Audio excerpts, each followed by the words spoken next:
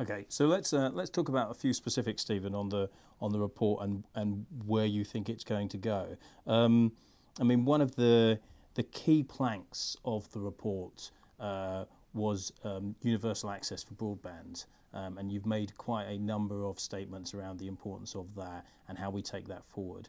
Has your principles on that remained intact in the final report in terms of universal access and the capacity for broadband that people should have across the country?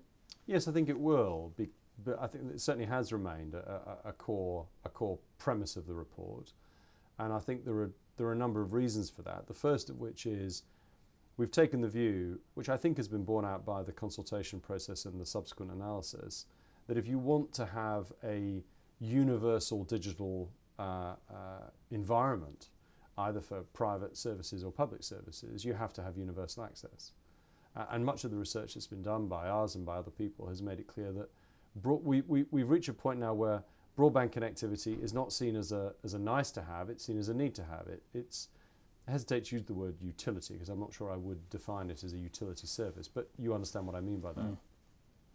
And secondly, more importantly, from a social point of view, we've got to a point whereby it's not that having broadband service confers advantages on the user, although it clearly does. It's that not having it confers quite significant disadvantages. And that's one of the primary reasons why we've said as a base building block, we think there needs to be the establishment of universality, the identification of who doesn't have it, and a funding and design program to infill those not spots and not a lot spots. But to be clear, we have never said that a base level of broadband connectivity is the ceiling of our ambitions. It's the first stage building block. Okay, so let me pick up on a couple of things on that. So one is how you achieve that. So one of the questions was, will the state, will public kind of activity have to be involved in that? You know, and it will. And it will.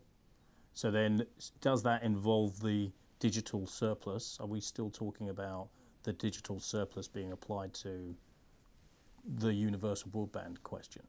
We are. Okay. We are. Okay. And does that still become the case? Because I'm slightly intrigued by this, because does that still become the case? There's a question mark around different calls on the digital surplus, and there's also a question mark about whether there is a digital surplus at all. So are you convinced that there is and that it can be used for broadband? Well, there is a digital surplus, as you put it, or there is a surplus from the money that was set aside for the digital switchover help scheme. As of today, that is a relatively small amount of money because the expenditure was phased over a period of years. So in truth, we will not know for a fact whether there is on anyone's terms, a substantial sum of money from that process, probably for another year to 18 months, where we've passed the kind of hump of the major regions switching over.